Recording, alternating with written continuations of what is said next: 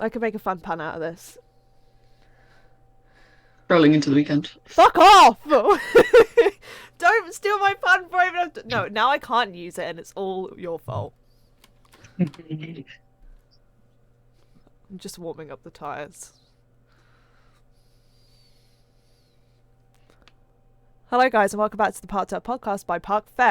And we are back, strolling into episode 18, which is the last stroll episode. That I was really impressed by my pun, and then when I went, "Hi, I have a pun," Naomi took the pun before I had time to say the pun, so that's fun. Well, we are, what, 38 days? No, it would be longer than that. It's 38 days till we go away to Spain. So no, it's 38 days until F1 race weekend is back. Not the race weekend.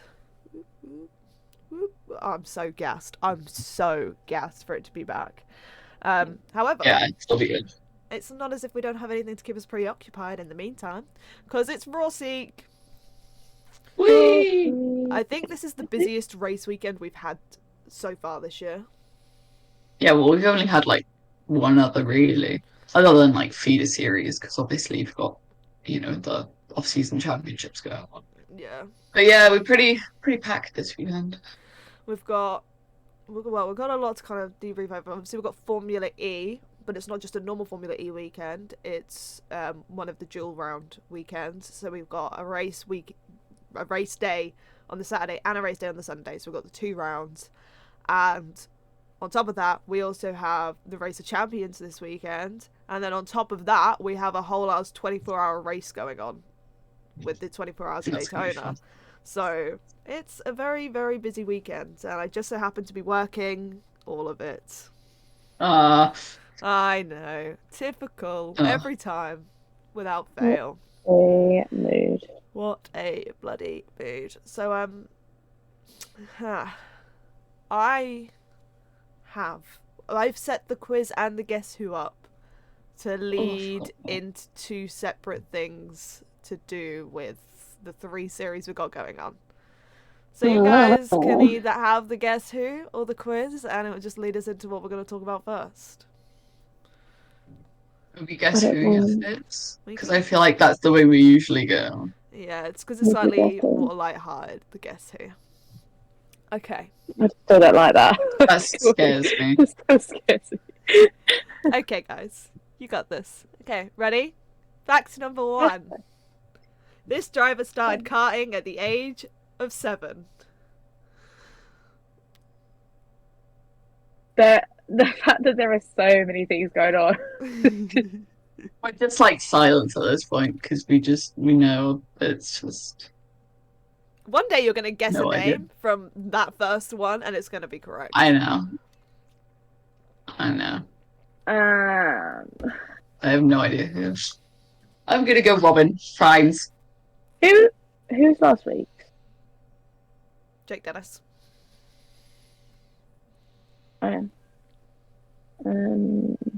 Sasha. Sasha finished stars.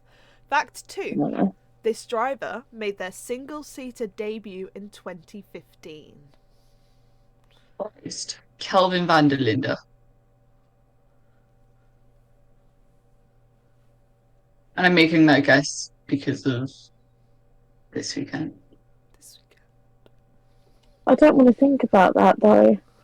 Because if I think about him, then I think about DCM, and I think about DCM, I get major fucking depression. Yeah. I don't know. Yeah. Why is your hair so much shorter on that side? It's not. It's because of the black under my hair. Whereas the blonde's covering the black so much on this side and just not on this side.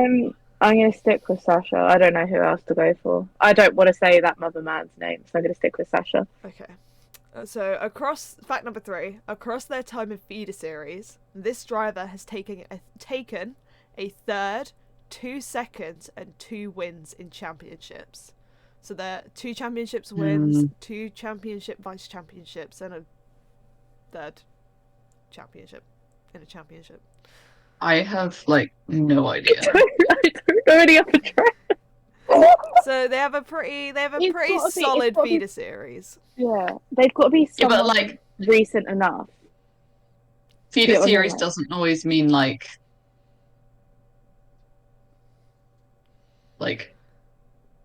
F1 feeder series. Like it can just be like the feeder series. Yeah, there's loads of feeder series. But they I'm debuted not. in, single seaters, so that's like the beginning of their feeder series in Exactly. 2015. So between 2015 and 2023, because I'm not going to tell you when they started paid racing, they've accumulated, 5 decent championship finishes in what we could say 8 years. But obviously, it's not going to have been 8 years. Yeah. No, I can't. I'm not changing my guess. I was gonna go Oscar for a minute there, and then I was like, no, because the gap between like sign karting and like feeder series is like not right. And he's won too many championships for you not to mention them. See, I know that Sasha won the French Formula 4. I think that was his like first championship. Yeah. And then he also won one of the Japanese. I know those were like those 2 championships he's won. So that makes sense with the 2 first. But it was 2 first, wasn't it? That you said in the fact, yeah. But I don't know about the others. But so I'm going to stick with Sasha. Yeah, Oscar has won 3 because I was writing something yesterday.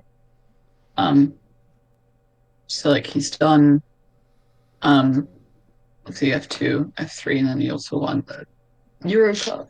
Last year it was just purely running. So Well, this next one's going to throw a spanner into all of your guys' work. This driver likes to play chess before an F1 race. Oh, I know this. I actually know this as well. Oh. I know this because I remember reading Yeah, about it. exactly. Ah. Oh god. Think hard. I know this because I remember. Think hard. This driver likes to play chess before an F1 race. I remember because I was like reading it and I was like, oh yeah. Can't tell if Katie's looking It's got to be down or someone. she's got her eyes closed thinking. It's a bit of both. I'm having a mental breakdown, I'm not gonna lie. I was almost convinced that I had it right because I was like, I had to do my research for an article on him, and I was like, yeah. Just think about all the different race series we've got on this weekend. Yeah, there's a lot. There's 3. Yeah, INSA has like 5 billion drivers in. Did any of them do F1? Not currently. What was that? Nothing. Do you want the next clue? I think No, the I next... could just read you. You're just like. I think the next clue will give it away. Okay. Hang on. Okay, hang on. Is it? I feel like it's it is 2015. A very, very thing to do. Why? I don't know why this name. Right, because I remember everyone like doing like little videos, C2 did videos, but they don't strike me as the type of people. Mick Schumacher, I don't know why, but he strikes me as a fucking person to play chess. It is because of Race of Champions. Yeah, I'm gonna go Mick. Only because he strikes me as the type of person to play chess before going out and driving 200. Yeah, he's Mick. He's Mick. It's just like that would be it's not going to be thing to do. Fact number... My voice. Fact number 5. This driver has changed names during their racing career. It is Mick! And then fact number 6. This driver will join Sebastian Vettel at the Race of Champions this weekend. The way you say Vettel, that makes me Vettel. You're just so Kingsland. Don't really know how to take that one. Take it as you will. Sebastian Vettel. So Martin Brundle. Isn't that not technically how it's pronounced? Vettel. It's like more of an F than a V, isn't it? But it's not the F that's weird. You go L rather than Vettel. Vettel. You go Vettel. Sebastian Vettel. Vettel. Fuck, I don't know now.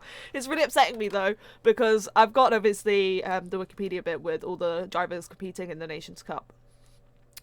And it has the 2023 series, like 2023 series next to it, and next to Sebastian Vettel, it says none. No, stop. I could say it because Celeste isn't here, but I can just imagine Celeste in the middle of Thailand listening to the podcast, like, oh yeah. What the fuck? You're gonna get abuse on WhatsApp. Yeah. Yeah. No, literally, because that's her only form of giving me abuse right now is through WhatsApp. So that's great fun. Yes, Race of Champions. Does anyone know all that much about Race of Champions to give an overview of what Race of Champions is? Yeah. Well, kinda. I can get you the Race of Champions. I mean, it's kind of just like a fun weekend where drivers or riders even sometimes from multiple different championships come together, race some crazy cars in a really crazy place. So like this year it's Sweden, just like last year in the snow, and they drive the weirdest little cars, or like also like really nice cars. And it's basically a time challenge, a mini like time challenge, just try to get around the track quicker than the other person. You're dueling, almost like Formula E. But it's like quite literally, you start on the start line together, you go off, and then end up who can cross the line quicker. If people know what Scale Electrics is, yeah, it's basically a massive Scale Electric with like champions. But I'm pretty sure the fact is that it's Race of Champions. They have to have won a championship in their respective thingy. I'm pretty sure that's why it is Race of Champions. They have to have won. Let me get the drivers up. Because the drivers Petter Solberg has won a championship. We've Mick got because Sebastian Vettel. No, Sebastian Loeb. Sebastian Loeb. Yeah. Adrian Tambay, which they are Team France. Sebastian does Extreme E for this upcoming season. But he's a Tambay rally legend. Tambay he's a world rally does champion. The e-touring car World Cup. He's also 11 times X Game gold medalist. Whoa. Yeah. Team Germany, we have Sebastian Vettel, 4-time Formula 1 world champion with no 2023 series. And then we have Mick Schumacher, 2021? Nope. 2020. No. Fuck's sake. Oh yeah, because Oscar Piastri 21, Felipe Drugovich 22. Yeah. Got it. Mick Schumacher. I get this all. It's all more article writing knowledge. Time does not sit right in my head. But yeah, Mick Schumacher, 2020 F2 world champion. Not world. I'm giving him that title. As 2020 sure. is Formula 1 as a reserve driver. Finland, you got Mika Hakkinen, 2-time ledge F1 world champion, 98 and 99. My guy. And he's doing nothing in 2023. And then Valtteri Bottas. He's on his sabbatical. Valtteri Bottas won F3? Question mark. He did. Because he didn't win F2 because he didn't enter F2. And he's doing Formula 1. Okay. Anyone that's not done F1, don't ask me what they've done. These two will accumulate. I will help. Don't you worry. I've got the website up. Norway, we have Oliver Solberg, who's doing World Rally Championship next year. Oh, he is on the website now. Sorry. He was the FIA ERC1 junior champion, so he won his championship. And then Petter Solberg is his teammate. And World Father and Rallycross son. champion. Yeah. I love father Yeah, and the son lovely stories. little the lovely little story of that was like 22 Yeah. because like you could just see them just like having a really good time together, and Oliver just If got like you go, adopted by if everybody, and it's just like our yeah, son now. if you go onto YouTube and like you type them in, there's so many videos of like them two going around just random courses in the world, scaring the Yeah. shit out of each other because they both know how to drive a car, Yeah. but both of them as they can't be passengers. They're some Yeah. of the worst I love passengers that. in the world. They'd never be able to be a co-driver in rallycross Yeah. because they don't have the ability to be able to just sit there while someone's sending you around the corner at like 100 miles an hour. Like, Oh, okay. This is a public apology to Sweden. Oh god. Okay, Sweden. We have Johan Kristoffersson. Yep, that was good. Who does Extreme E. He is a 5-time world champion in the FIA World Rallycross 2017, 2018, 2020, 21, and 2022. Yeah, and did he not win? Well, he's won, I know, at least a couple of races in Extreme E with Rosberg. Pretty sure they won a championship, but I'm not sure. hang on, who Oh just no, said Yep, Sweden? 2021 Extreme E Championship. the first ever championship. Extreme E. Johan Hang on. Kristoffersson. Johan Kristoffersson. Yeah, on the race of who's Felix racing for? Nordic. On the website, it's just got the Swedish flag next to him, and I'm like, No.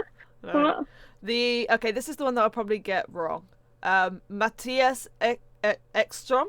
Extreme. Yeah, Matthias Ekstrom. Ekstrom, who also does Extreme E. It makes up the rest of Team Sweden. And also did a lot of rallycross in his career, I think. He won the Macau Grand Prix twice. What championship did he? Oh, he's World Rallycross Champion 2016. See, I told you it was rallycross. 2004 and 2007 DTM World Champion as well. Yeah, because he's returning to DTM this year, question mark? Yeah. Don't know. It just says He's doing Extreme E for something. me on here Okay. for 2023, but it might say differently on his Wikipedia. Nope, useful. Whoever did his Wikipedia, hate you.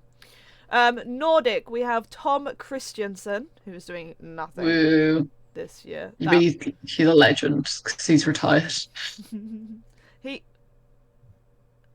He raced in the Le Mans every year from 1997 to 2014. And when I say he's a legend, he's a legend. He won in 1997, 2000, 2001, 2002, 2003, 2004, 2005, 2008, and 2013. He's literally like Mr. Porsche as well. That's why I at least consider him that. He is a legend. Yeah. That is insane. Yeah. This is He like also won WEC, the WEC Championship in 2013. Mm-hmm. And he also won Alms in 2001.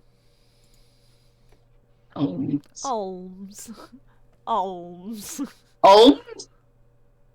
Alms. Asian Le Mans series or European? American. Series? Alms. Are you sure? American. It says the American Le Mans series of 2000. I did not know that existed. I did not know that existed. The inaugural season was 1999 and it folded in 2013. That's why it doesn't exist. And it did, but it doesn't anymore. R.I.P. Oh my god, his streak in the 24 Hours of Le Mans, by the way, is insane. So his first year he won, and then he DNF'd 2 years in a row. And then he won. Then he finished third, and then DNF'd again.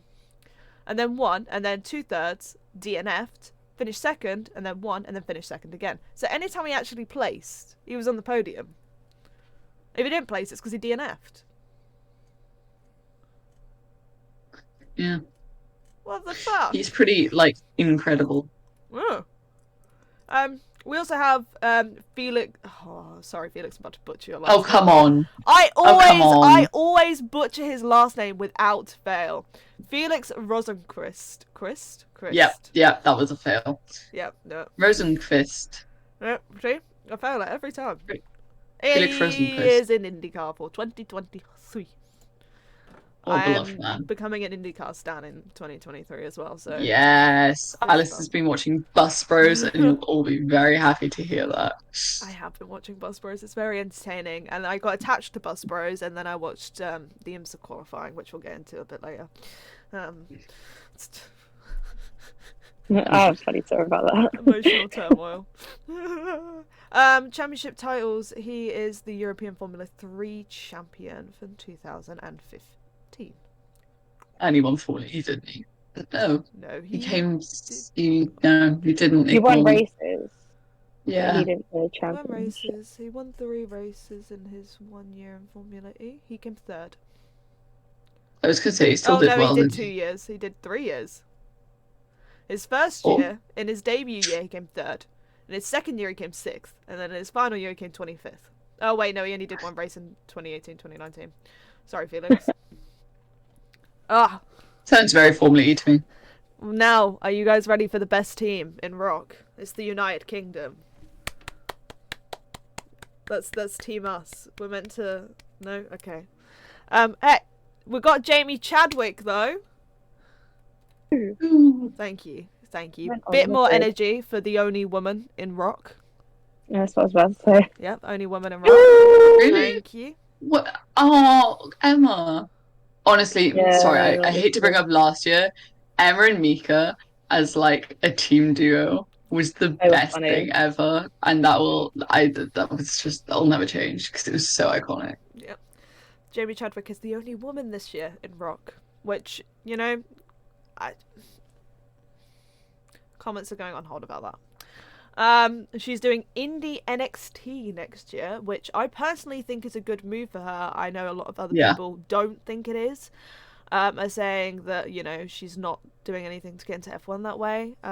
But I think Somewhere, and everyone's not always the final destination. exactly. And F1 has shown, especially the past couple of years, how much of a closed sport it is, rather than an open sport, especially with the fact that so many teams keep trying to enter cars and the other team's like, no.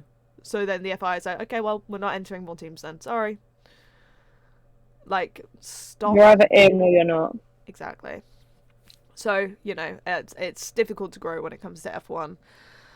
And I think that as a woman trying to get into F1 in this current climate of Formula One, it's impossible. And I think she's done a good thing by, you know, she's going to Indy NXT.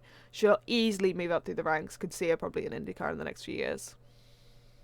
Yeah, and like also like Indy is an easier route to get actually competitive racing, and like a lot of people like I've spoken to have said like they way prefer the IndyCar racing. Even drivers themselves have said like it's the most competitive series, and like there are other.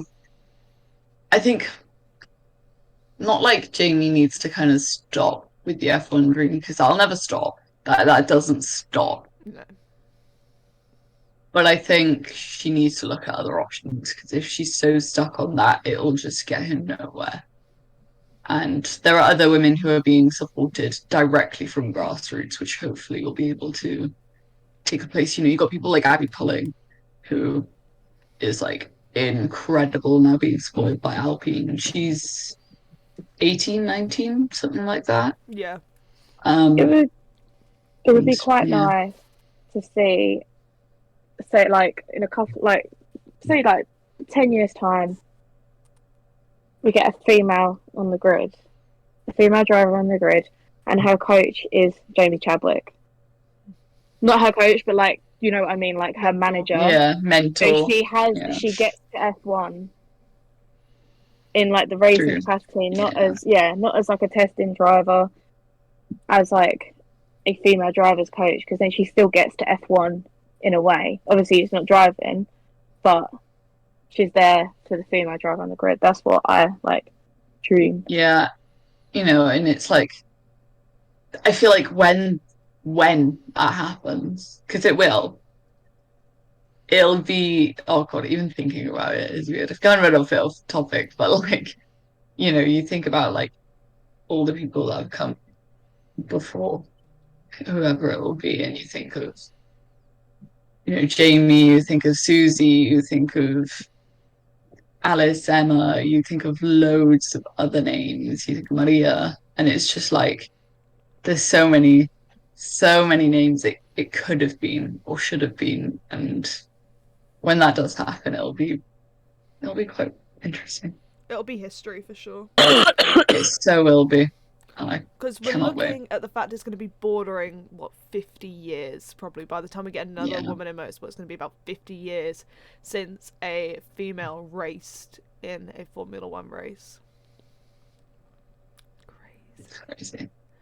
I think it's crazy as well for us because we kind of like obviously we look up to people in the sport, but it's like it's never, well, in the Formula One sense, it's never the people actually driving the cars, rather than Jamie or maybe Susie when she was able to get into the Williams. Luckily, Abby has been having her goes in the Alpine, but Ferrari are bringing up people now.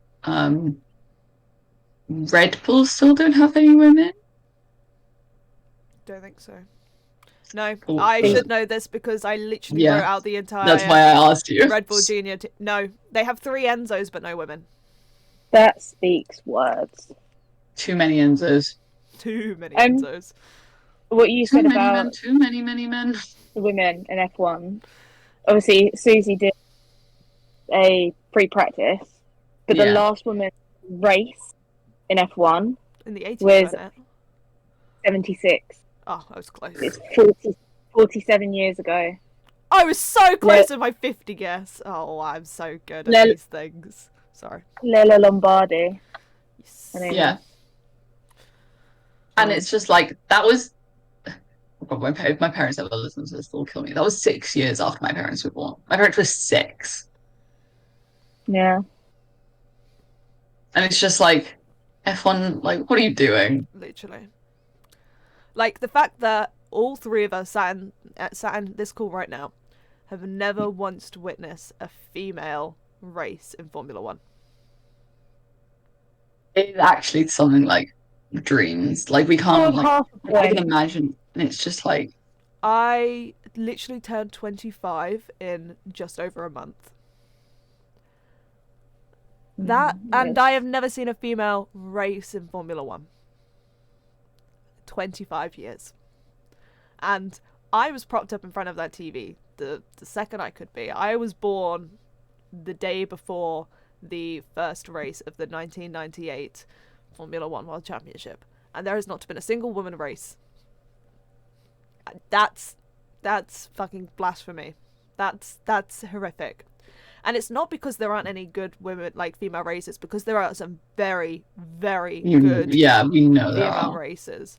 Like, that's not the point. I think if if people say, oh no, like they're not good enough, I request you and I order you to look at other championships, because you look at IMSA and there are plenty of women. I mean, not loads, but there are more than a lot of championships that I watch. You look at WEC, there are a good amount. There are, in Formula E, they make sure to have women testing the cars as well, because when they do their rookie tests, it is split gender for each teams. Obviously, Extreme E exists, and GT World Challenge, everything like that. Never forget the Iron Dames becoming the first ever fully female team to win a race at the European Le Mans Series. It's insane.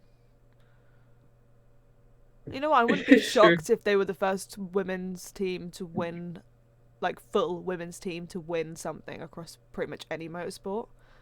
Bar W Series, obviously. I think that's the only reason why the statistic can't stand is because obviously when they introduced teams into W Series, there was then teams women winning with Yeah, I'm All not of them. sure. Obviously, like IMSA or like WEC, because Mm. you know, it's just I don't know. Watch Iron Dames is a really good thing as well because Iron Dames have achieved a lot in the small time that they've been running. Yeah. Like, Lilo. How do you pronounce his last name? Is it Lilo Wado? Wado?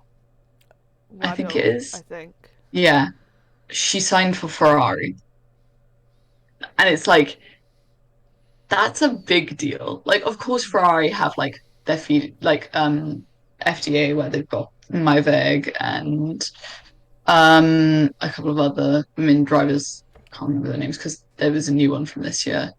Yeah, they Um, also dropped Laura Camps dropped Laura, yeah, and before they even gave her a chance, which is yeah, interesting. yeah, Um, but like actually having like I think she's the first female Ferrari factory driver. which is And insane it's just because like Ferrari have been around for a crazy. very, very, very, very long time. Yeah. And it's like, and then you look at kind of the other things like Dorian Pin. Dorian is so like young and so fast, and she's such a big future ahead of her. It's gonna It's be like good to see her in crazy. WEC this year. Yeah. Yeah, it's WEC. She's with Prima. I can remember Yeah. if she was with Prima in WEC or Elms, but it's WEC because she's with. Yeah. So yeah, well, Dorian Pin is joining Juan Manuel, isn't she? That's announced. We Yeah. won. He'll be there What a when man. he's not with Formula 2, because Formula 2 is his main commitment, thanks to the FIA. Because that comes first, according to the FIA, always. For whatever reason. It's alright. It's alright. Thoughts. The only other member of I say the only other member, they've got 2 members per team. We have David Coulthard, the Scottish King. Okay. The DC. The DC. The big DC. What's The David DC. Coulthard done for him to, He's be won one like of the something in like championships? F3 when he was like 15 years old Nothing more and a after wee that. child. No, because I was like, I know he didn't win F1. I know that. So I Yeah. want to know what he did win for him to be a champion. The Macau Grand Prix, the Masters of Formula 3. He's won the Formula 4 championships as well. That's it. That's literally it. And then we have the United States of America with Tanner. Yeah. Is it America. Faust? Kind of Faust. Tanner Faust from Extreme E. He drives with McLaren there. He is a global I know. rallycross champion and also Tanner Faust. America's rallycross champion as well. He does like stunt driving. Ooh. You should watch some of his stunt driving videos because he is a fucking insane So good. driver. He's just yeah, absolutely like one of the best. Like, that's coming from me who sort of like, oh, it's gonna sound weird, but like there's a lot of American drivers at the moment that are getting paid seats in championships because the Americans want to be involved in European series. I can't think of any off the top of my head. But he's just an insanely talented driver. Of watching his like videos of his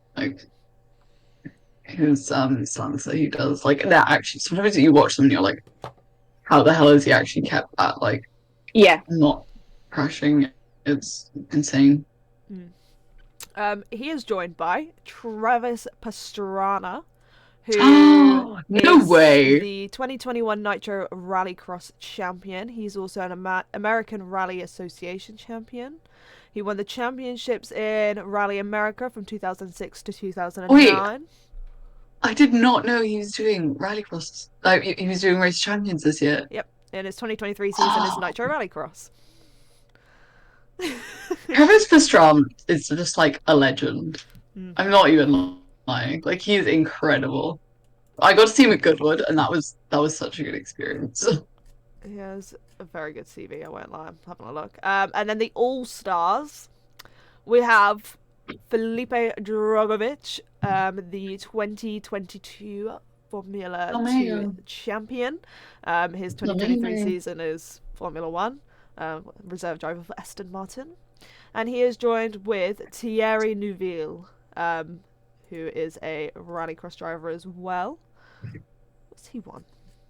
Normally it tells me right at the top when I click on his Wikipedia, and now I've got to scroll all the way down. And it's not going to tell me when I scroll all the way down. Sorry, but I don't think has he not won a championship? How is he there if he didn't win a championship? I'm confused. He must have won something championship He's wise. not very all-star then, is he?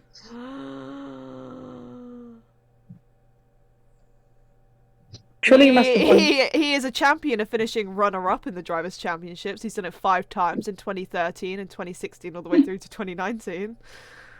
All-star? Nah, all second. He's the wild card entry. Sorry if somehow this gets to him. I'm sorry. I made it with as much love as possible, otherwise people are going to question why you're racing in it. Oh, damn. What? We're getting my news from the Feedy series, by the way. Rodin Cars becomes a majority shareholder of Carling, and the team will now be named Rodin Carling. That's what I was yelling about earlier, Katie. Oh. Crazy, isn't it? Mad. Yeah, that is actually really strange. It's very big news. Very big news. Yeah, especially with like how big Carlin is in the world of Feeder series. I think people kind of underestimate that, but they are like massive. Them and Prema are the 2 biggest names in Feeder series. But I think even them with Prema, like they've not been around for the longest. Like they have, but they haven't. But like, let's just say like Ant Davidson was with Carling. Carling does a lot of like the low Formula 4, yeah. Yeah, like they do a lot of British Formula 4, Formula 3. But like that's quite a big thing. No. Like I don't know, like Seb raced for Carling, Daniel raced for Carling, Valtteri Bottas raced for Carling, I'm pretty sure. I think so. Most drivers have raced in Carlin Blue. Yeah, exactly. Interesting. Very interesting. I find that quite interesting because obviously that's probably come from a lot of. Was Liam with them last year or the year before?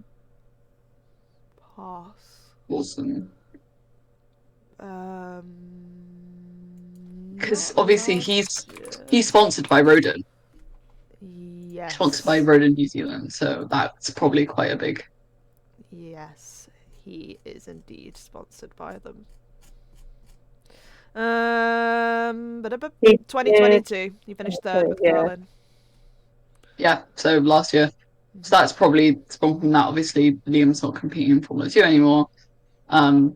Big sad, but you know, as you said, sometimes you just gotta move on and remain stuck with Red Bull. But you know, yeah, I do think he was the smartest out of the top 3 from 2022, if I do say so myself. Yeah, personally. I think. If we're gonna discuss that while we're here, yeah, I think Felipe Drogovic making his only thing, as far as we're aware of, by the way, here, Felipe Drogovic's only thing being that he's an F1 reserve driver next year is silly, I think personally, because you know you need to be actively racing still. You can't just wait and hold out. And I think Théo Pourchaire going back to F2 is stupid. Really stupid. Really stupid. Finished runner-up last year. If you do not win it this year, you have bollocked your entire racing career. I think the thing is that they kind of believe that like I think I kind of spoke to Callum a bit about this because the whole part of it of maybe going down other routes in motorsport is actually admitting to the fact that F1 is a bit out of reach. And he said like that's a whole thing by itself, is like admitting that like you're probably not going to get there. And it's like it's difficult, but like even with like Liam doing Superformer, like that's a good decision. I'm glad he's gone and done it, but I think I would rather see him in a different championship. Yeah. And I would way rather see that man do IndyCar because I think it will be more suited to him. And I think with Teo would really suit endurance racing. Yeah. Or Formula E. Just something to actually get him out there. With Felipe, it would actually be quite perfect doing IndyCar because he's Brazilian. It'll be, you know, the same kind of area, not far for fans to travel to. I think his only issue with IndyCar is obviously his F1 responsibilities might have an issue. Yeah, but like, you know, we've seen with Callum, like he is able to fly out when he needs to. Yeah. It is still like it depends what's in your contract, really, who you're tied to more. Yeah. So I think it's difficult because F2 and F1 have quite literally stopped people from testing other series. That makes me think we should probably talk about is it the Colton Herta situation? While we're on the topic of conversation. I don't know anything about this. This is new to me. So talk to me. Teach me. Colton Herta wanted to enter, was it technically his fourth championship in a year? Yeah. Fourth? I don't know if that's correct, numbers-wise. When? He wants Last year? This year? Is it this year he wanted to do it and now they've shut it down? I don't know. I don't actually know about this. Obviously, I know about the whole super license and. So Colton Herta to do F1, but like wanted to, yeah. So Colton Herta was willing to race in a fourth tier. That's where I get the fourth from. Fourth tier series to score more super license points. So he'd get the super license points to race in F1, and the FIA blocked it. Oh. And I've said, nope, you can't do that. How else is the man meant to get the super license points to race in F1 if that's what he really wants to do if you're blocking it? It's really difficult because that kind of... what's the word? It kind of misses the point of the super license. Yeah. If you go and do the fourth tier just to get more points, it kind of... Yeah. Yeah, it kind of doesn't... It doesn't hit the nail on the head with the super license points, but at the same time, it's what he needs to do because they need to give more super license points in IndyCar.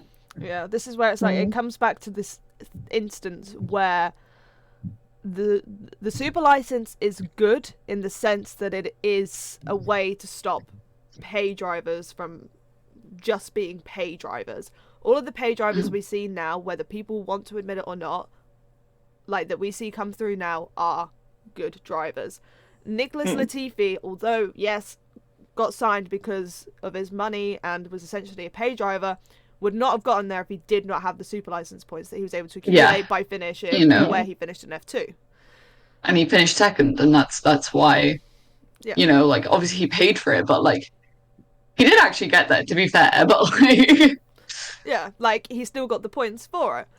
And the fact that IndyCar's points, like the super license points you get from IndyCar, is so low that even winning the IndyCar championship would probably not even guarantee you the super license points for an F1 seat is insane. That is, you know, the fact that you could be, like, it all comes down to money as well. The fact that Colton Herta has enough money to be able to afford to go into another series just to gain super license points. Not calling Colton Herta a pay driver in the slightest, because he's incredibly talented.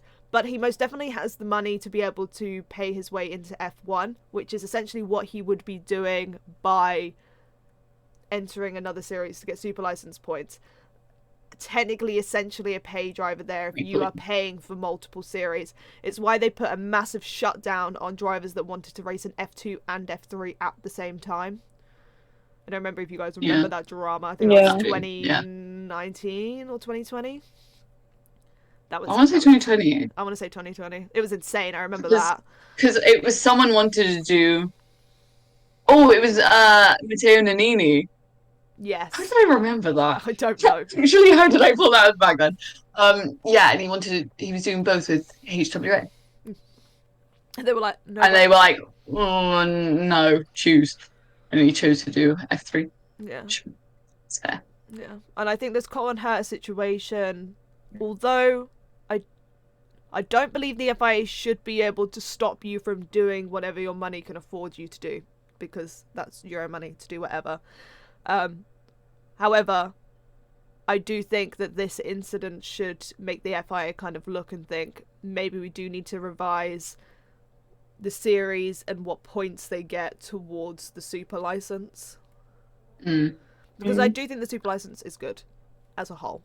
I do think it has its flaws, i.e. some of the points scoring system here. I don't think that a paid series should score lower points than a pay series, personally. I think. But I also do realise why they do it is because FIA want the ideal, ladder to go F4, F3, F2, F1. And the only way they can do that is if they give those series the most points so that they follow the ladder. Yeah. I think it's also because with F1 for the whole of last year and the year before, obviously a lot of the F2 drivers were like, oh, we want to test an IndyCar. Can we? And they're like, no. And they're like, they're basically saying you can't test an IndyCar unless you are racing there next year. Yeah. Otherwise, kind of. And I think what we are seeing lately is they're communicating a bit more, and they're actually like, okay, yeah, you can test here now, or okay, we're realizing that this is actually a path for you rather than completely shutting it off. But still, they are still very IndyCar. But I think obviously a lot with Liberty Media is it's very American based, so we're seeing a lot of American races next year, or this year. And the difficult thing is it'll be, I think we'll see it together a bit more. It's difficult because it's not a feed series, is it? It's not, and it never will be. And if it ever is made that or ever thought to be that, it'll make me so angry, because it's the same situation with Formula E. Because they're like, oh, sometimes it's a feeder series, and it's no, it's its own championship. It's its own thing. That's not to lead you anywhere. It is the pinnacle of its own place. That's why I hate the idea of pinnacle of motorsport, is because there is none. There are many different levels, different championships, different type of cars. It may have the top mechanical engineering, but the bottom of quality of racing. And it will be the difference in many different things. But even then, with this whole pinnacle motorsport, if you've got someone that's won one championship in Formula One, only won one, but you've got someone that has won 10 championships in IndyCar. Who are you going to say is going to be the better driver? Just purely, people are going to go, oh, it's the one that won F1 because it's the pinnacle of motorsport. Yeah, but he only won it once. This other person is 10 times has been the top driver in that thing. You put them both in the same same car, same track, same chassis, everything, exactly the same car. I'd put my money on the 10 times winner coming out on top. But I think a lot of this negativity does stem back to an interview that Michael Schumacher once had. I don't know if any of you have seen the interview where he That's was what it is. essentially asked, would you ever go to IndyCar? And he said, why would I downgrade, essentially? And then said that basically it's just the F1 rejects and it's just easy racing. And I'm like, It's kind of... easy racing? Yeah. The See, cars and are it's faster, like... aren't they? I'm pretty sure. It's kind of harder to It's control. really stupid. They are a lot harder to control. And I think that's why a lot of F2 drivers are realizing it's a really good option for them, because there's no power steering in F2. And there's no power steering in IndyCar. But there is in F1. So that's why a lot of the F2 drivers are like, well, it's kind of an easier option. I may get paid more for actually where I am. I'm going to get actually good racing. I have a chance of actually doing well. I will know how to deal with the car better. I get a holiday out of it. And it's like, well... Maybe even get a bus out of it. They may get a bus out of it. And everyone wants a bus. Everyone wants a bus and they want their bus bros. Oh, bus bros. I need to finish watching all the bus bros. I need to start. You do? Okay, so if we go on to the quiz. So obviously with the Guess Who leading us into ROC and whatever else it led us into. There we go. Waffle again. Waffle. The quiz is going to lead us into some Formula E, and we're going to be doing Diriyah because we've got Diriyah this weekend, so it's a Diriyah quiz. Did I say Diriyah enough? Diriyah. Or is it Riyadh? Diriyah? Diriyah. That's the thing, is like it's the Diriyah E3, but it's like in Riyadh. Sorry, it's giving me us drunk on the bus in Amsterdam going, Diriyah? Oh,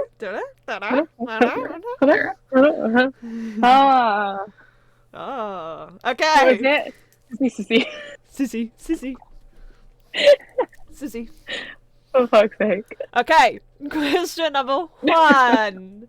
Which 2 drivers hold the most wins at the Diriyah E-Prix?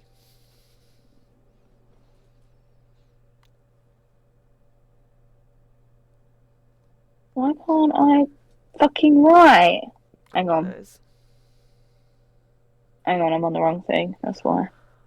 You're so silly. You silly goose. Stop.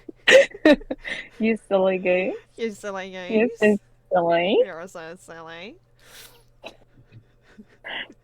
Watch this. What the fuck is going on? Oh my god. Can you hurry up? It's 2 names you need to write. I can say them to you because I know them, but I can't remember what I used to do my writing on this. For God's sake. What have you got, Naomi? Mitch Evans, Nick DeFries, what did you have? Nick and Sam. It was Nick and Sam. Poor Sam Bird. Sam, I'm sorry. You're not sorry. Okay. Question number... Have you got your writing thing up yet?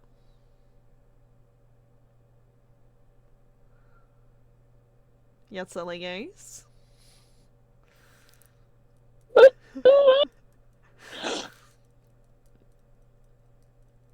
Got it. Okay. Question number 2. What year did we first hold the Diriyah E-Prix?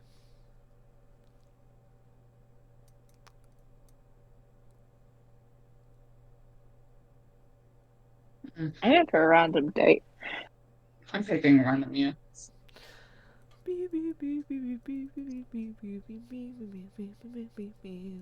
Could be wrong. What'd you get? Also could be wrong. Ooh, 2016. It was 2018. I was saying because it's Monday. It has been fairly new. But I thought 2000. Oh no, you are right, because then 2020 was when they first held. No, was it 2020 or 21 was when they first held it as a night race. Yeah, correct. You don't get a bonus point for that though. Oh, I'll give her a bonus point. Fine, Nani gets a bonus point for it. There you go. You have a bonus. You're welcome. Okay, true or false? We have had a different driver set the fastest lap at every race in Diriyah.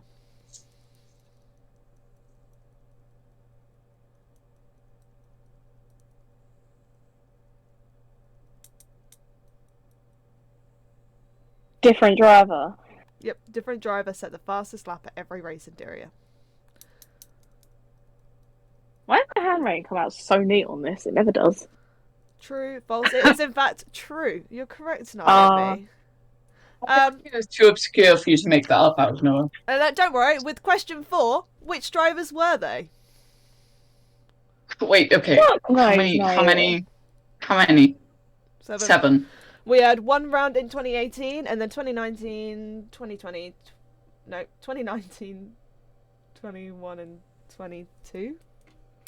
I'm just writing 7. All of them had 2 races apart from 2018. Yeah. Yeah. Which year did we not go? 21? 2020? No, wait. I don't know. Don't hold me, wait, because that was when Alex had his crash. Don't you Google it, Katie, because you'll find the answer. 21, we had it. That's when Alex had his crash. That was one of the worst races I ever watched. Oh yeah, we didn't have one in 2020. 2019, 21, and 22. 7.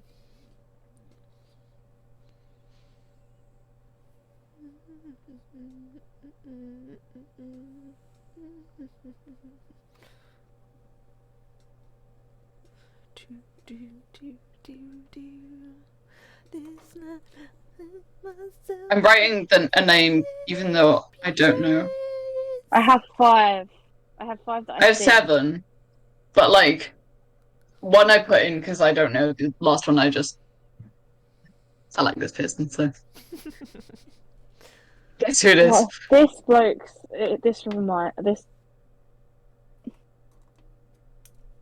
I'm gonna put an expletive under this.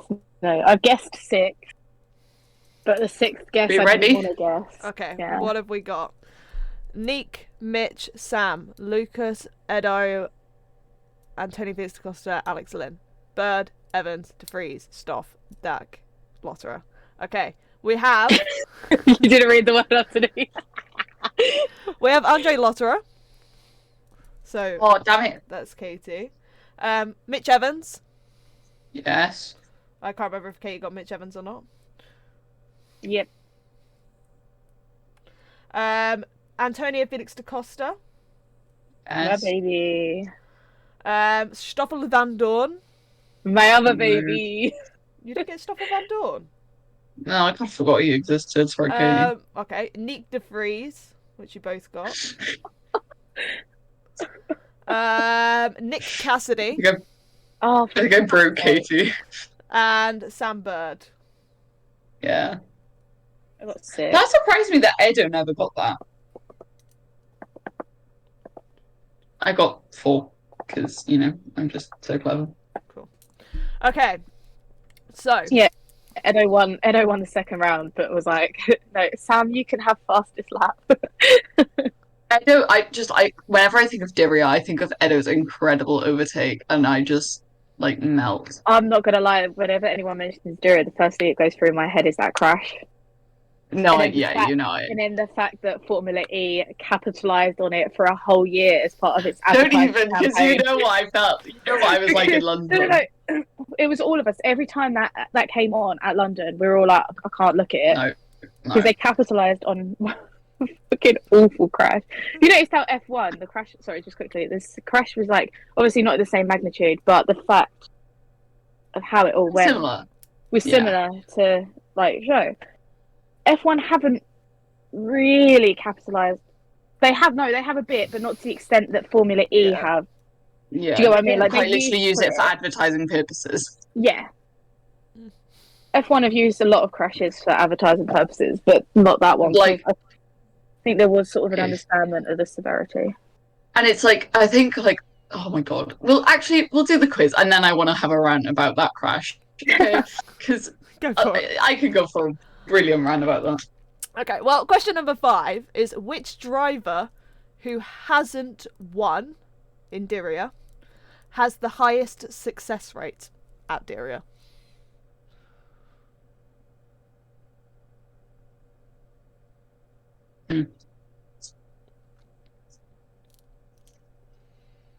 Who hasn't won? Mm-hmm. This driver hasn't won a race in Diriyah. I'm ready. I'm not. So Katie, I this is love just, your yeah, iPad case. it's so cute, isn't it? It is really cute. Obviously, someone that's won it has a higher success rate, but we're just going off of driver that hasn't won, that has a high success rate, who has the highest success rate out of all the drivers that haven't won in Diriyah. That might have been a better way to phrase that. If ever in doubt, guess this man. Okay, what have we got? Stoff Lucas de Grassi. It is in fact Stoffel van Dorn. I thought you won! No, he did not. Oh, If ever in doubt. so bad at those. It's okay, Neil. You might get this one right.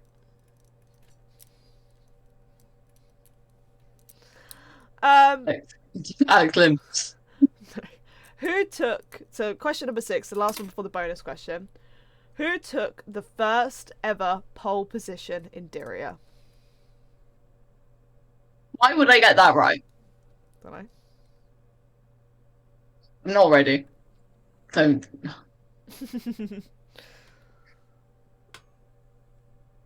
Fucking watched this race. This was like the year that I watched it religiously. I didn't watch. Well, I mean, I watched this year, but I didn't watch it live. Why are you smiling like that?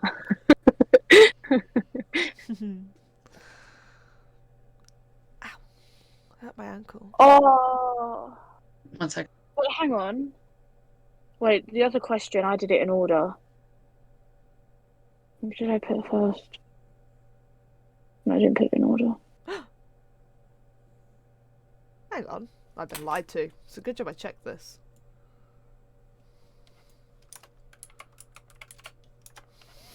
I just had to change the answer because I got it from one website and then looking at it on yeah, it's just completely different. Yeah. What have you got? If in doubt. Nope. It is in fact Antonio Felix da Costa. Fuck's sake!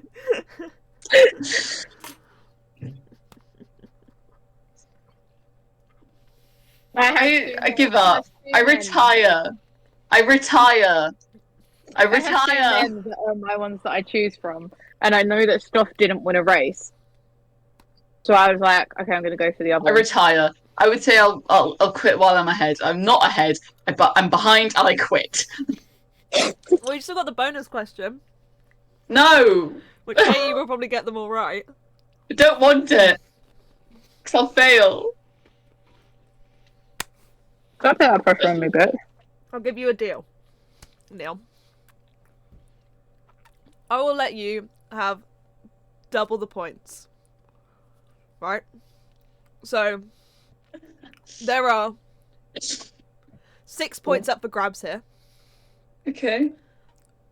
Katie will get 1 point for each driver. You'll get 2 points for each driver you get right. Yay! Thank you. You're welcome. And if you get all 6 of them correct, Naomi, I'll give you 1 extra point.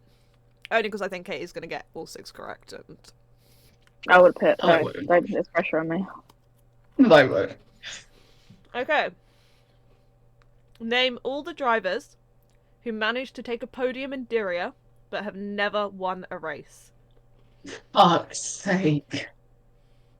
You got that? You got that one name that you keep writing down? And it's Yeah, not him. yeah.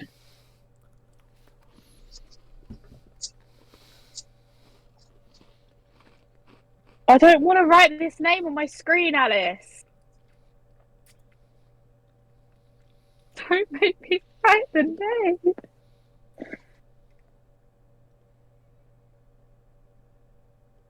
I'm sorry, I'm going to put something in brackets to make me feel better. I missed him off. That's how irrelevant he is to me. I was to say, I was like, it hurts. There's 7 names. Sorry. Fuck's sake. Oopsie. Has he? No. Did he? No. Maybe. No. I don't remember Daria last year. I think it's because I quite literally didn't watch it. Daria traumatizes me too much. You would have liked race 2 last year. Not because of first place, but because of second place. Okay.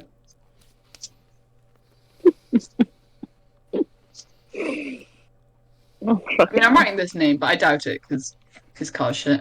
For fuck's sake. Well, it was shit. Tell me It is shit. you're a fan. Oh wait, I just realised what name you were actually on about. Katie was on about that she didn't want to write their name. Yeah. No, I had him. He was down first. It was someone else I'd forgotten.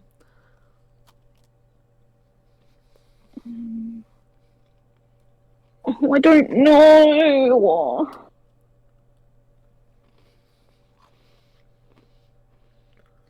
So it's I've on got the 6, but I don't know, so I'm just like, yeah, whatever. On the podium, but didn't There's win. 7 now. Oh, for crying out loud. I missed one. On the podium, but didn't win. Naomi.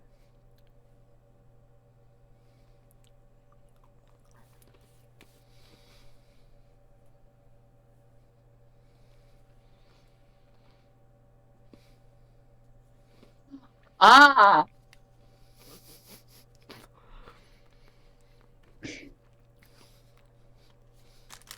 Yeah, see, I don't know whether we're thinking we're on the same wavelength here, but I can try. Yeah, I think we are. Are we? I don't know. Ah! Hint. Oh. Oh shit then. That's what I was trying to... Okay.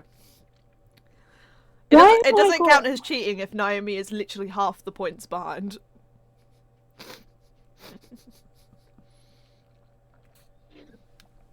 Just like, Alice, why have I got 8? I don't know, maybe I can't count.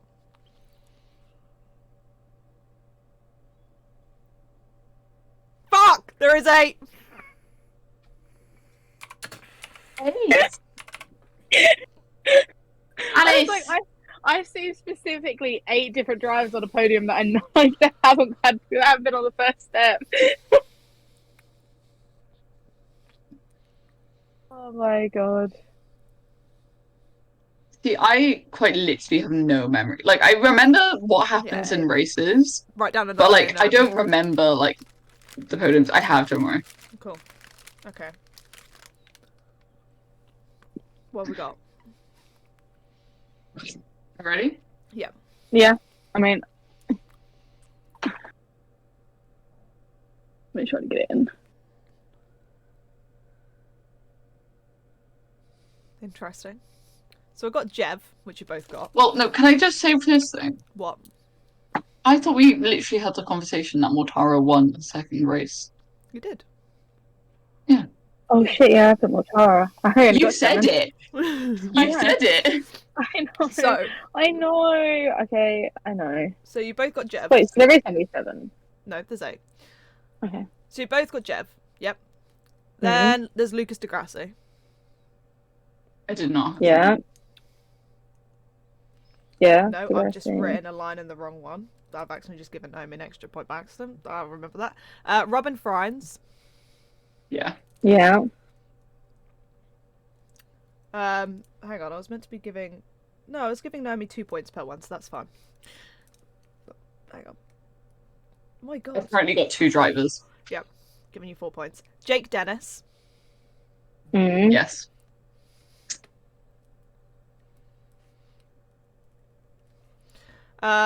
I'd like to point out that even after this, Naomi still has not caught up. Jerome Niambrosio. Yeah. Yes. I wonder how I got that. I was sat here, Katie, while you had the iPad up in your front of your face, and I was going. And I was like, Norman? Mitch Evans. Yeah. Oh, I missed Evans. Oh, Naomi's now taking can the never miss lead, that, man. Katie.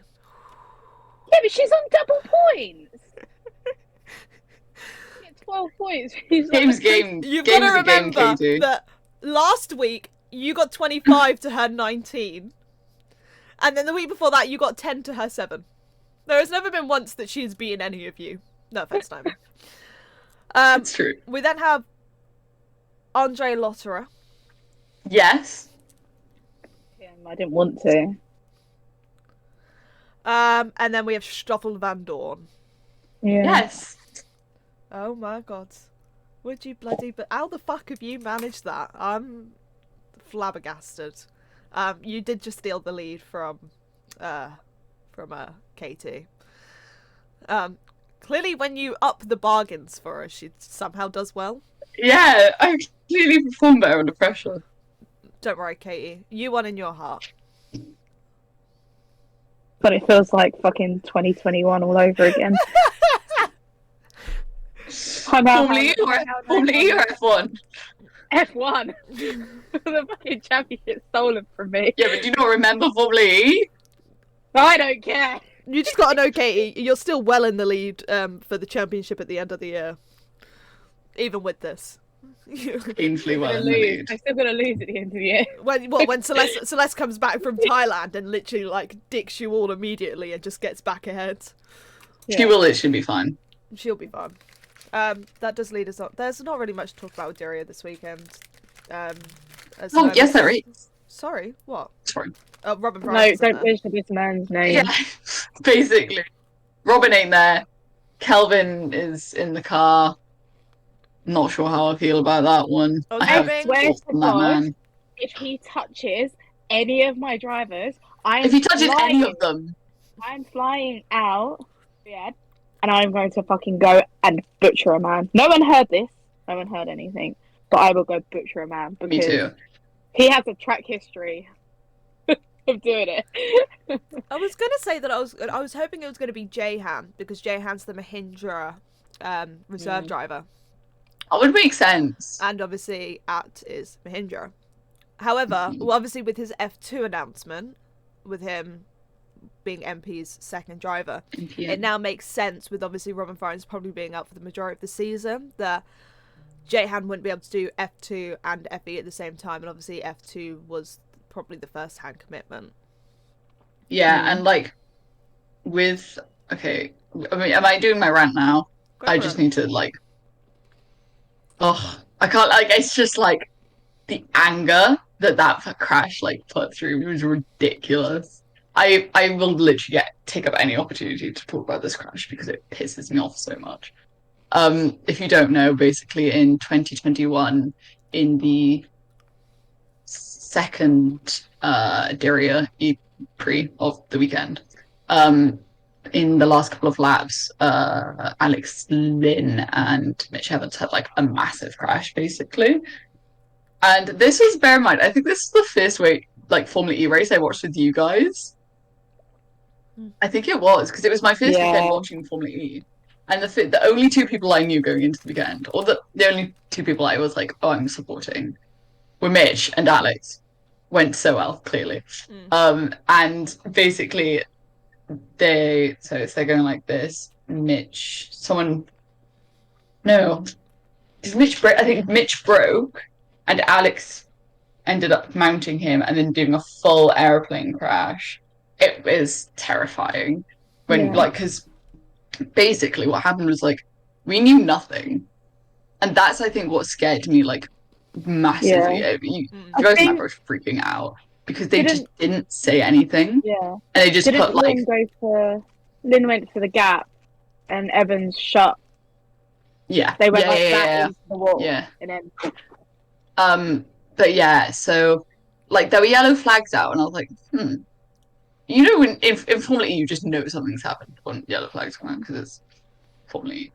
And I was like, And then, like, really randomly, there were two Lins on the timing board. And I remember just being like, it's Alex. Fuck. And I was like, I know it's him. And then it was like, red flag. No word about it. No word about what's happened. Nothing. And it was like, shit, like something has happened. And then for ages, it was just like, what is going on? And like, I think that was when Sam won because he was coming down the pit lane. And he sees Mitch, and I remember this so clearly because Was it this was 2021? traumatizing. Yeah, Sound bad though, and because it weren't when Nick de Vries won. yeah, because then when Mitch was walking away Oh from the yeah, it has to accident, be because Mitch Evans was third the race that Nick de yeah, Vries won, and yeah. yeah, Mitch was walking away from the accident and went to Sam like, and you can just about hear it on the cameras. You could just, and he goes, "I've just been involved in a huge shunt. Like I'll tell you about it after." And it was just like, fuck. And like it was kind of just weird. And then we were like looking on social media, like, what is happening? And you just see the video from like it was like either a marshal or just someone from the side Yeah, of the because they track. didn't show the crash They didn't itself show it on at all. TV. Yeah, and it was just you can just hear like the tire squeal and just like the slide of the car with sparks flying up, and you're just like, Yeah. what's just happened? They have got the crash now on YouTube because they used the Yeah. security cameras on the racetrack. The security cameras on the Yeah. racetrack picked it up, but it's horrifying. Like It's that's what I awful. mean by that. It's literally F1 Silverstone. Like, Yeah, it was actually terrifying. And if you think like Formula E obviously, cars squeak on a normal day, yeah, and it's like if the F1, if that crash happened at Silverstone with the gravel, I genuinely think that FE car would have shredded to bits. yeah, absolutely. Which And is I why think I'm that's sort of like, I'm glad that the Formula E tracks obviously don't have gravel because I think if they went into it at fast enough speed, those cars would disintegrate. They disintegrate from touching the wall. Yeah, literally. Without a crash. And that's something that Ollie Rowland mentioned on this weekend. He was like, they're really not strong structurally. No.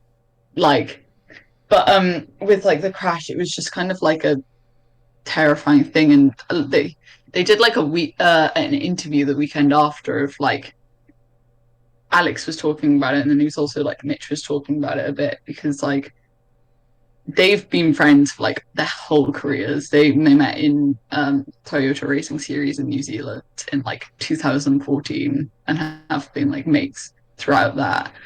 And like Mitch basically like obviously that happened. Mitch went straight out of the car, ran over, was just like looking like literally just trying to get. And it's like even like it's just terrifying even thinking about it because like can you imagine being in that position of like oh my god, my mate's stuck under there. Is that my fault? Like, and yeah, we just hid nothing. And then we also had the missile strike, which is the same day, which was a whole other thing.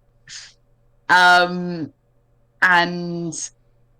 yeah, like that was just really terrifying. And they ended up using, obviously, it wasn't like the exact crash, that they like recreated it for an advert for Formula E, and there was a massive uproar about it because everyone was like, "Why the fuck do you think that's suitable to do?" yeah. Because it's not. It was traumatic for everyone during the time. Yeah, No one knew anything. We didn't know anything for hours. It's not just that. It was on the main screens when you walked along the pit lane. So the mechanic, all the support crew, like the drivers had to watch that. It was like on like every 5 minutes. Medical team. Yeah, it was like every 5 minutes it was on. So they're reliving it constantly. Like they could have had it so that one of those drivers might not have come out of it alive, but like two of them might not have come out of it alive.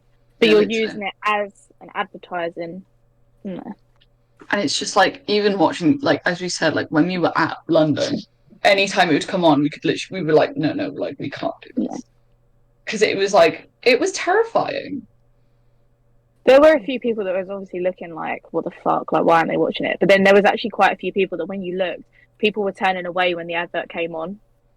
Yeah, because it's known, especially within Formula E, like some people were like, oh my god, what? Because I think also some people thought it was real. Like, because some people were like, whoa, what?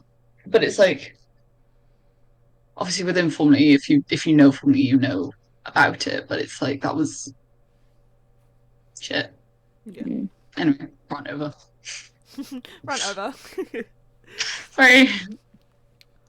I think that's pretty much all to cover across Formula E. What do we say? Ciao Bella. Ciao Bella. Bella. Ciao Bella. Ciao Bella. Ciao. So, Naomi's gone. Naomi has to go to uni because even without Celeste, how are her schedules still clashing? Even without Celeste, she's normally the problem. Yeah. She is normally the problem. But here we are. We're gonna debrief a little bit about because we had the Raw before the 24. Sorry, I really like that. The Raw before the 24. That was the weekend just gone.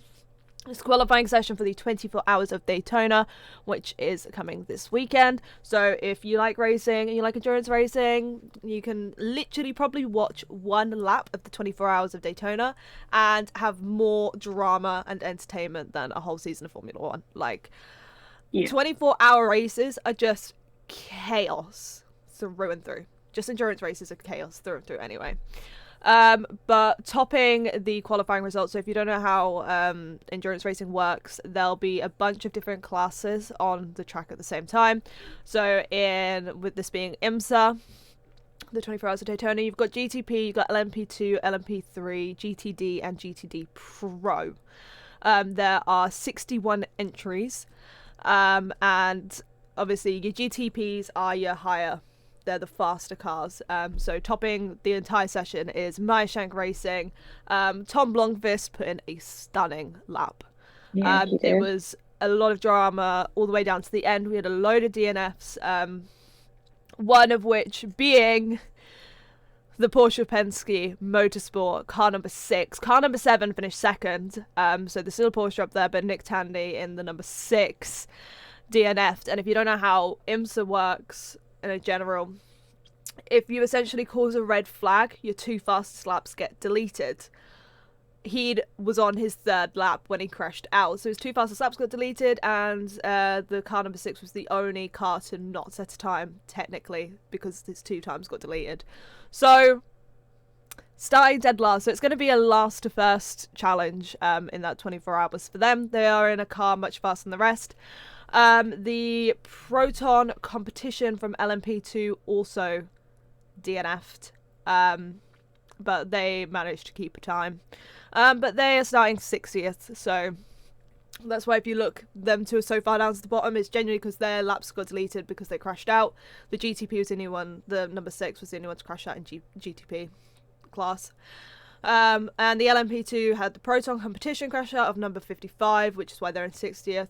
And it also had the Tower Motorsports car crash out as well. They both crashed out at the same time, but they just weren't involved in each other's crashes. That was John Ferrano. They are starting 56th because once their 2 laps were deleted, they'd placed enough that they were able to be slightly higher up. I can't remember if we were talking about the Bus Bros on the podcast about it, or was it before? But the Bus Bros were in the Tower. That's the thing is, the most heartbreaking thing is that I started watching it and I went to Alice, I went, oh look, it's an orange car. And I see an orange car and immediately I take that in. That's my baby. Orange cars, that's my baby. So I was like, oh yeah, I'll support that, not knowing that it was like the Bus Bros car. And I was like, okay, that makes more sense. And then they crashed out and I was like, of course. Of course. I sit there and go, that's my car. Yeah, that's my car. Cool. Crashes out. Great. Always. I don't think I'm gonna call a car. I'm not saying that car's mine for Le Mans. I'm not doing it to myself. Do it. But starting 3rd as well, so obviously, like we said, Maya Shank topped it with Tom Blomqvist in the car. Felipe Nasser took car number 7 of the Porsche Penske to 2nd. Porsche Penske of 2 cars, 6 and 7. And then 3rd, we saw one of the Acuras. It was with Ricky Taylor in the seat. That is probably the most gorgeous car out there. I would rival it with the Porsche. It's blue, the Acura, and it's chef's kiss. Gorgeous. The LMP2s, you have PR1 Mathiasen Motorsports with Ben Keating in the car, topped that session. The LMP3s, we had Sean Creech Motorsport with Nico Pino topping that session. And then with the GTD, I couldn't find it for a second. Windward Racing with Philip Ellis topped that session, and the GTB Pro was the WeatherTech Racing with Maro Engel to top that session. So, you know, the Iron Dames is why I feel like we should talk about them. They're in the GTD. They've qualified 48th, which, when you say like, oh, they qualified 48th, it doesn't sound all that great. But you have to remember they're in the GTD, which is the fourth tier of the cars. So essentially, what is it? 1, 2, 3, 4, 5, 6, 7, 8.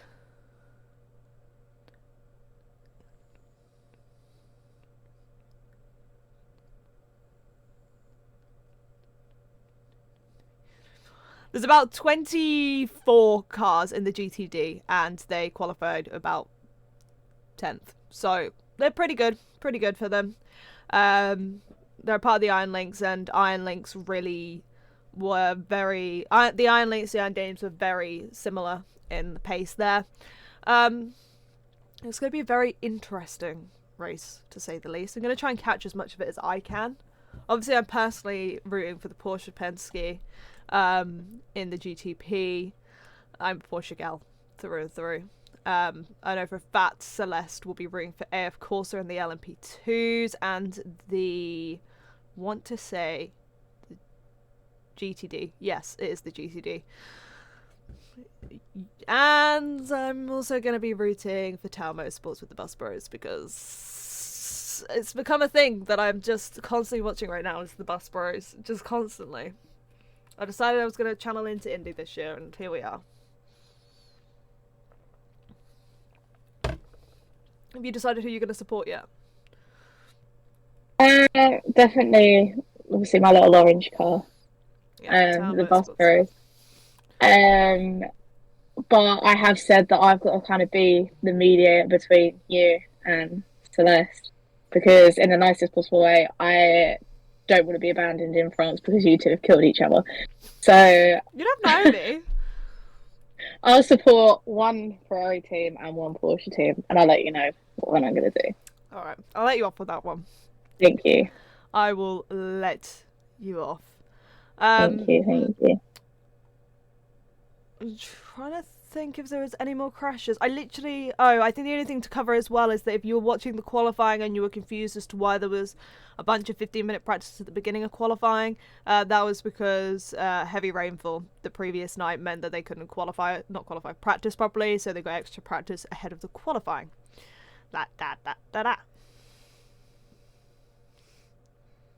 Nice. So nice. That's this weekend. I actually don't know what time it starts. I can have a look. Great. 24-hour.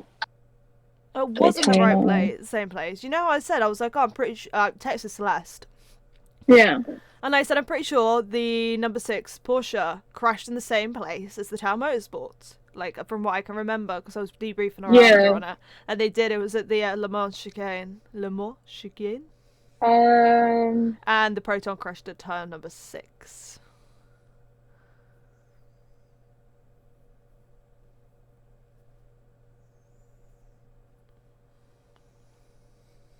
Says race starts at 1:40 p.m. American time. So, which American time? It literally says 1:40 p.m. I'm assuming... Oh, Eastern time. ET, Eastern time. So that's 5 hours behind us, question mark? 1:40 p.m. ET.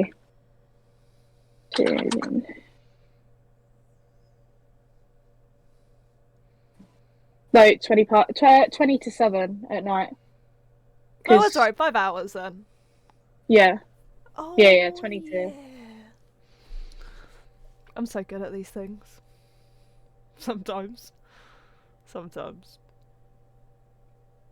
Yeah. Nice. Yeah, I'm going to try and catch as much of it I can. I'll be able to catch some of it Saturday, but I actually need to sleep because I have work all of Sunday, which is really annoying because I'm going to miss the majority of it. And I'm out Saturday at my cousin's for her birthday. Happy birthday, Molly. Prematurely. Happy birthday, Molly. Happy birthday, Molly Main. Where is it? There it is. I have a 2001 with one of the zeros being a crescent moon because my Molly Moon is born in 2001. Right. I feel like that's all we've got to cover for this week. Yeah. I don't think there's anything. Race of else. Champions this weekend. Give it a watch if you've never watched it. It's very entertaining. I thoroughly enjoyed it last year when I watched it. 24 Hours of Daytona. Definitely recommend giving it a watch, especially if you're interested in getting into endurance racing this year. I personally wouldn't ever suggest starting out with a 24-hour race, but you know what? Do it. Odds on. They're big or go home. Exactly. And if you have got Formula E this weekend, Formula E is on, and there is 2 rounds, 1 round on Saturday and 1 round on Sunday, which are round 2 and 3 of the season. Hey, nice. That was a lot of. I'm so glad that F1 hadn't started yet because that would have been even more to discuss. Yeah. Ah, huh? Ah ha ha. Uh-huh. No. Next week. I was going to say, I was like, ooh, are there going to be, is there any car reveals before next week? But there's not. It's the week after. Nice. All right. Well, thank you guys for stopping in and joining us. The 2 bitches were left. Celeste will be back in a couple of weeks. She comes back home next weekend. I think she's back in time for the car reveals. Yeah, she's back home next Sunday, I want to say. The 5th? No. That makes sense. Yeah, no, yeah, I'm pretty sure it is. When did Chelsea Is play? that not the first goal? We play Fulham on Friday the 3rd, so I think she comes back on the 4th. Yeah, something like it's either the 4th or the 5th. But yeah, one of the two. It's next weekend. So Celeste won't be back next podcast. The week after that, the baby will be back. Oh, first car reveals next Friday. Yeah, so it won't be in time for the new thing. Plus, it's the car reveal that's gonna look the exact same as it does every year. Even though they said that it's going to be new kit, new car. However, I did see something on the interwebs. Obviously, never trust things that the interwebs tell you, except if it comes from us. That was a joke, by the way. I read somewhere on the internet that it's because they're doing it in New York. Yeah. Something to do with Ford headquarters or something, and that there's rumours that they're announcing collaboration with Ford. Oh. Question mark. Yeah, that sounds about right. And there is, according to sources, that Ford is set to enter F1 with Red Bull in 2026. So whether they're going to announce it at the car launch. Ow. Possibly.